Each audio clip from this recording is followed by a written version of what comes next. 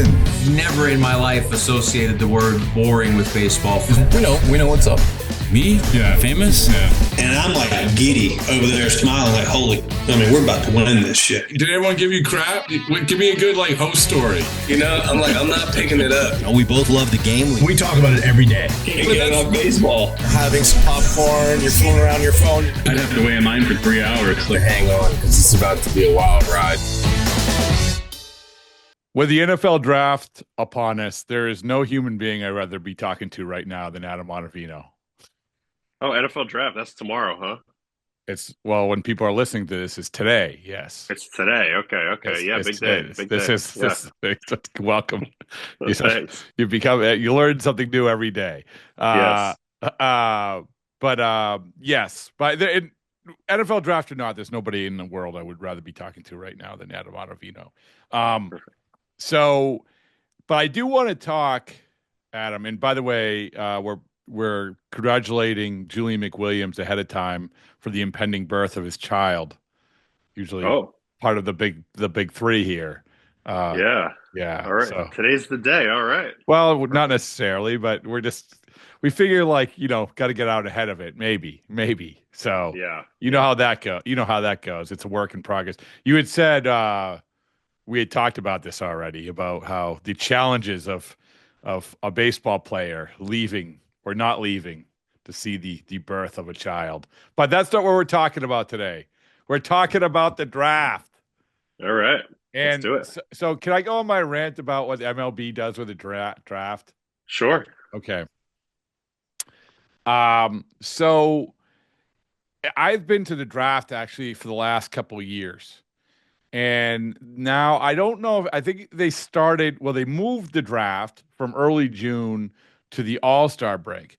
So there's a couple of things that MLB is doing to try to make this a centerpiece, a tentpole event for the MLB season, the draft. Much like it is for the NFL draft, you see the drone shots and like the thousands upon millions of people for the NFL draft. So MLB is trying to get a piece of that pie.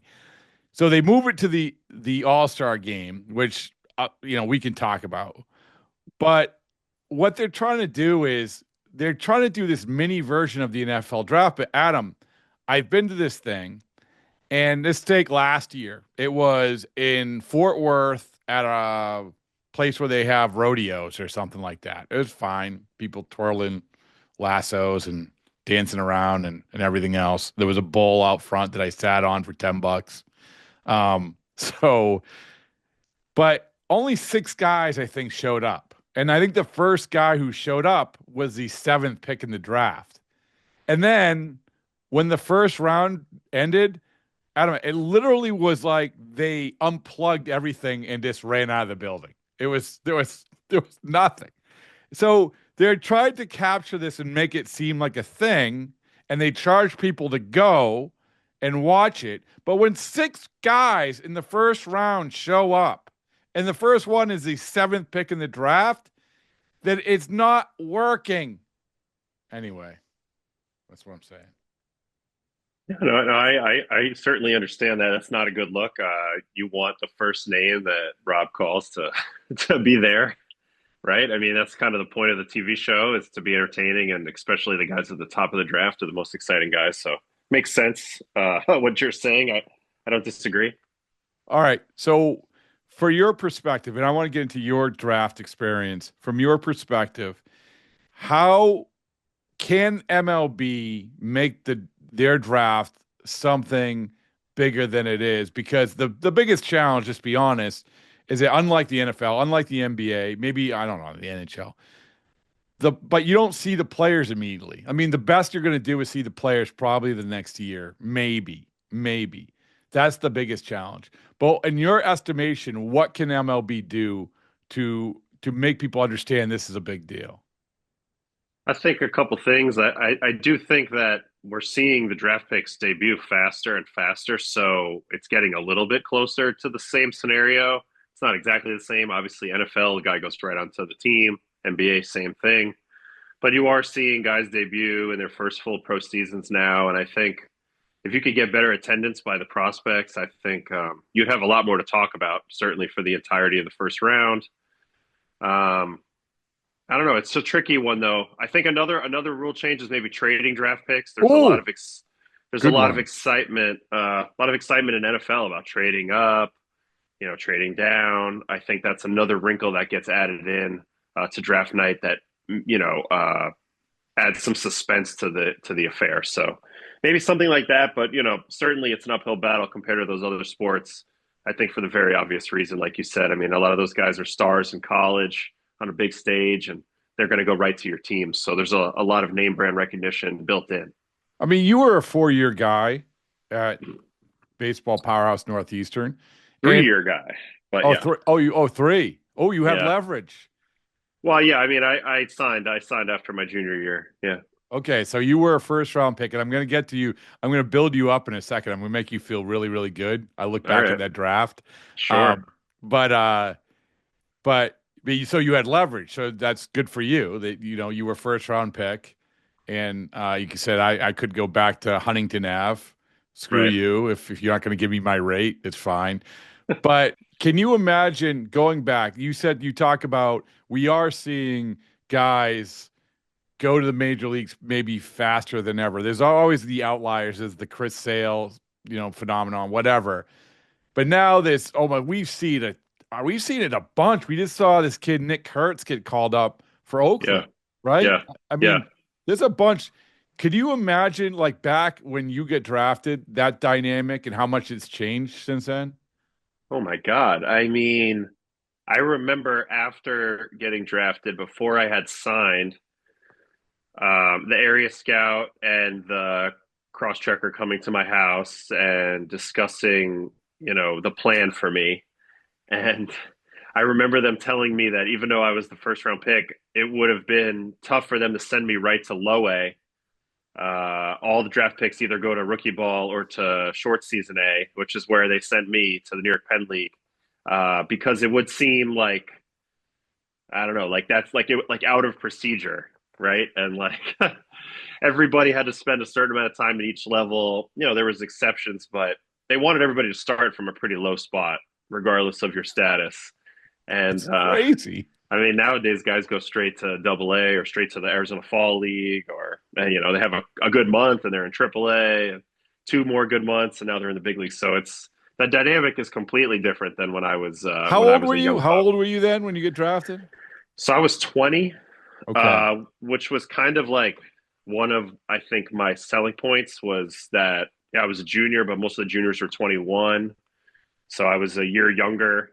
So I was something in between, like a high school prospect and a college prospect. Like I had college experience, but I was still a little bit younger. But yeah, I was a young guy for sure. Have you been in spring trainings in recent years where you've had these guys who were just drafted? I can rattle off some that I've been around, but have you had them? Yeah. Well, yeah, it seems like the top guys go right to big league camp now. It's a lot more common to see that for sure. And so when you have that dynamic, like you said, like it's hard to imagine. So what is I don't want to say the right, the wrong, because everybody's different. But where did it shift? Did it shift really in the sense of, hey, listen, we need help. Like if you can play, you can play. We're going to weather the storm. It's okay. Hey, Cam Smith, we know that you were playing at Florida State last year at this time. Oh, well, you're gonna play in the major leagues just because we gotta get the show on the road here. What, or is there a value to doing what you did? I don't know. Just so many things are different now. The way that they're evaluating players, there's so many more measurables in terms of a guy's skill set than there was back then. I think there was a lot of gatekeeping of the big leagues by the powers that be at the time when I was a young guy coming up. And there was the sense that the minor leagues was there to kind of be a dog eat dog situation and a cream rising to the top situation, and wasn't really necessarily looked at as a player development haven the way it is now. I think it was looked at more like you're either going to sink or swim. and they want to give you some time to see if that's going to work. And there's just so many different dynamics at play now. The way that players are valued in their younger ages, I think teams are more anxious to actually get them going and see what they can do at a young age to kind of see what they got early on. And that way, if they do hit, they can now think about those early extensions that we're seeing where guys, are now they're paying them in the age range that they want to pay them in, as opposed to the way it was before. So I think there's so many forces at play that have changed the dynamics of all of this. But it's hard for me to imagine it just because when I was younger, it was like you're going to have to claw and scratch your way up there. It doesn't matter where you were drafted. Yeah, even though you were a first round pick too, right? 100%. Yeah, it was just like, okay, so you got a signing bonus, but, you're going to have to prove it at every level. And, really there's no spots available up there. So you're going to have to knock down the door. We're not going to move any pieces out of the way for you. What was your best thing you spent with your signing bonus? Anything good? I didn't really buy much. I do remember I bought like an Xbox or something like that when I was in State College, Pennsylvania, which was the first team I played on. I guess I was just trying to save onto that money as if I wasn't going to make any more. So for the most part, I didn't really spend it much at all. Interestingly, I do think I was probably the last first rounder ever to sign for under $1 million. Ooh. So I don't know. That's kind of a weird trivia there. Yeah, I'm looking at it right now. So can you name the guy who was picked before you and guy who was picked after? Neither one, by the way, made the major leagues. Right before me. I'll give you a hint. Pitcher. Hold on. Yeah, I think it's White Sox drafted right before me. Is that McCulloch? Yes, that is correct. McCulloch from Texas. Kyle McCulloch, yes. Yeah, and then I think Emmanuel Burris. After? Is he right after me? No, or he was three spots after you. Pedro Beato? He was 2 spots after you. So who was one? Both of those guys made the major leagues. The guy right after you didn't make the major league, although he now is in the major league front office. Oh, Preston Mattingly? Yes. There you go. Yeah. Preston Mattingly. Yeah. And the thing that I was going to say to you that is going to build you up and make you feel good the rest of the day, you have the 5th best WAR of anybody in that first round. Total. Beautiful. Yeah. You want me to add that to your Wikipedia page? It's No, pretty good, it's though. all right. It's all pretty right. good. No. It's pretty good, though. I was looked at it from a longevity standpoint. There's only, I believe, 3 players left from the draft that are active. From that first round? I think from the whole draft. Really? I think it's Scherzer, Kershaw, and Tommy Pham. I'm looking. Got anybody else? Well, I mean, our good friend Daniel Bard is going to try to play. Okay, Daniel Bard. Bard. But I'm just looking. Wow. Yeah. No, I mean that's pretty impressive. Did you have? This is another one of my favorite draft questions. Did you have a party? No. It couldn't have been less there couldn't have been less hoopla. I was literally at home with my dad and my mom, and it was like kind of felt like early in the day at the time when I was drafted. This is before it was on TV and all that. So how do you find out? I got a call from the scout that had been following me with the Cardinals. So just to rewind a little bit, I had been approached through my agent prior to the draft by a couple teams wanting to like kind of negotiate before the pick was made. So the Red Sox were one of the teams and the Cardinals were another one of the team. I said yes to both of them. But the Red Sox ended up drafting Daniel Bard because he was projected to go much higher than me, but he ended up dropping down the board to 28. So the Red Sox picked him there. And then Cardinals grabbed me at 30. And I had already agreed to the deal beforehand. Obviously, they had to work out a few things, but the signing bonus had already been agreed to. Otherwise, we were kind of leaving it to chance. I might have slipped a little further into that supplemental round. But yeah, we had no party. Like just my parents were there. And I had a weird experience in high school waiting to be drafted. I kind of like watched the internet ticker and listened to at the time, it was like kind of like a conference call that would go on. Redraft number 3874, right-handed pitcher, Ottavino, Brooklyn, New York, stuff like that. So the second time around, it just felt like it happened so fast. Like I got a call right around the 28th pick, saying that the Cardinals were about to pick me. It was very exciting. I basically said, I'll believe it when I hear it. I hung up the phone. I heard my name called. We danced a little bit in the house, me and my old man, but there was nobody around. There was no hoopla. It was just us. And yeah, it was exciting, but it was different than I think what a lot of other guys do. You made mention of this. You were taken in the 30th round by the Tampa Bay Rays Yeah. in 2003. And this is, I know that a lot of times, you ask this of guys and they're like, no, I wasn't even considering it. And teams take flyers. Is that a hard thing to turn down at all? Or you're like, no? It's hard just because you see your name next to a major league logo and that's a dream. So part of you is like, let's just do it now. Like I'm ready to play and who cares about the money or the contract or any of it? Let's just do it. But the truth is the Rays weren't really looking to sign me right away. This was still during the old draft and follow system. Oh, yeah, yeah.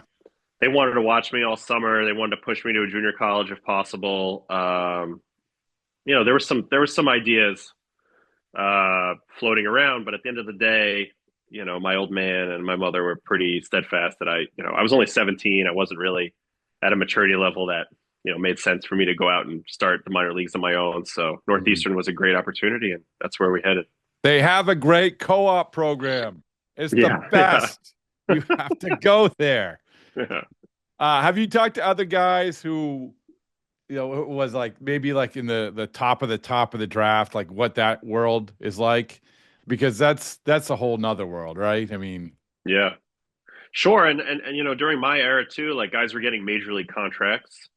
Yeah. So it was a little bit different. That didn't mean they were going to the major leagues the next year, but it meant their options were getting burned off pretty quickly. So the clock was ticking for those guys to get called up. But yeah, I mean, a good buddy of mine, Pedro Alvarez, was drafted a year or two later, second overall. So had a little bit experience, from him, hearing what he went through. And I think he had turned down, if I remember right, he'd been drafted before, right? By the Red Sox, actually, yeah. Pretty high, right? Yeah, yeah. I don't remember the round, but that was in those days where there was no limit to what you could offer a draft pick, so he was offered like a pretty good bonus out of high school, ended up going to Vanderbilt and bet on himself and, did great. But yeah, I remember at the time, even that decision was kind of crazy, turning down real good money to, go to the Red Sox out of high school. So I don't know, just a lot of guys at that time, there was and there still is such a big difference between being the first pick and like the fifth pick bonus wise. So I think at the very top of the draft, there's a little bit of anxiety about that for sure. What's also interesting is when you're a first round pick, especially a top of the round first round pick, you're always labeled that's a good thing and a bad thing, right? That's always it's kind of like even with the NFL, you have these guys who underperform in college, but teams remember they were 5-star recruits, right?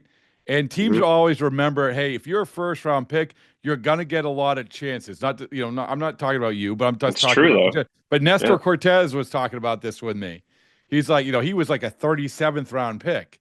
I mean, you really have to power your way because for teams, they're like, hey, you know what? Even if we think the guy's even, we're going to get a break if we did. Nobody's going to care if we get rid of the 37th round pick. Everyone's going to be screaming and yelling, oh, what a bust that was in the first round, right? 100%. That's one of the strategies, too, that, we even thought about before the draft. Like, it was so important to get into the first round because you knew it would afford you a little more, room to fail. And me personally, I needed it. I failed a lot in the minor leagues, especially in AA. And, I was kind of log jammed in the Cardinals system as a starter. There wasn't really a lot of room for me to grow. And before you know it, you're 26 years old and you're kind of, at the end of your prospect rope there. But I ended up getting claimed off waivers by the Rockies. And, one of the things that they told me of, why they claimed me was they had really good reports on me going back to college. Like they had scouted me heavily previously and they really liked me a lot in that draft. They ended up picking second overall in that draft. So I wasn't a candidate for that spot. But they liked me a lot, and I think, that that pedigree certainly didn't hurt me, in regards to getting claimed and getting more opportunities where eventually I was able to figure it out. Did you, when you got to camp and you see the other guys are drafted, this is another dynamic. It's a little bit different now, I think, because there's so much crossover with perfect game and all this stuff. I almost say crap, but all this stuff, it's not crap, it's stuff. And so, but when you get there, you're probably thinking, looking around, saying, okay, I'm the first, and people are looking at you, by the way. Yeah. You're the first round pick, and then some Jamoke who is drafted in the 15th round. Hey, I'm better than this kid from Northeastern. I don't know if there's that dynamic at all or not. No, there is. I think that some of it is self-imposed pressure. Like your whole life, you kind of build yourself up as an underdog when you're an amateur, kind of no matter who you are. You're not in the system yet. There's no expectations of you yet. And being at Northeastern, mid-major in Boston, you're not a famous player.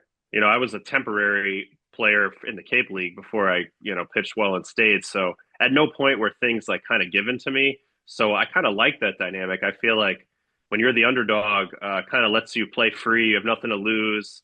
There's no expectations to live up to. And next thing you know, you're the first round pick. And now people are looking at you like you're supposed to be something.